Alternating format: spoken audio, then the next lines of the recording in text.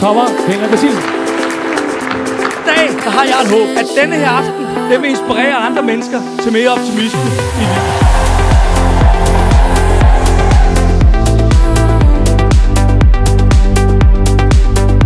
Årets vinder af erhvervsprisen, en Brian Mikkelsen.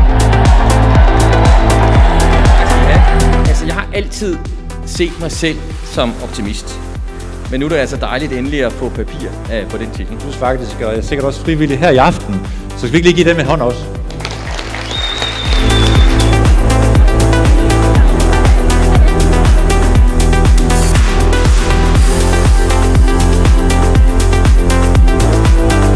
Trine Ravnkilde.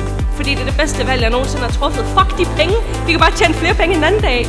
Nej, jeg vil bare sige tusind tak. Jeg skal ikke tale så for lang tid ad gangen. Det har jeg med at gøre nemlig. Og det skal jeg prøve at være med. Og have en god fest, og jeg vil feste sammen med jer. Tak.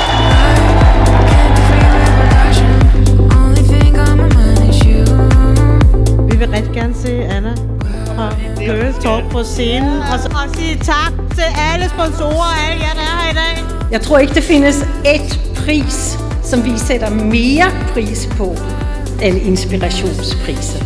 Jeg vil sige, at jeg er en meget atypisk vestjyde, for jeg har altid været super optimist og troet på det bedste i alle mennesker. At Disney har haft et motto, som jeg i den grad har levet rigtig meget af mit liv igennem, og det er, if you can dream it, you can do it.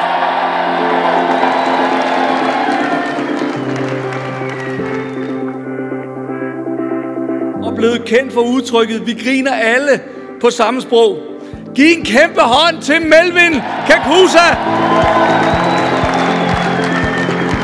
Og mens verden er i gang med at dele os op, så er det fedt at vide, at der er nogen, der fokuserer på at samle os. Så tusind tak.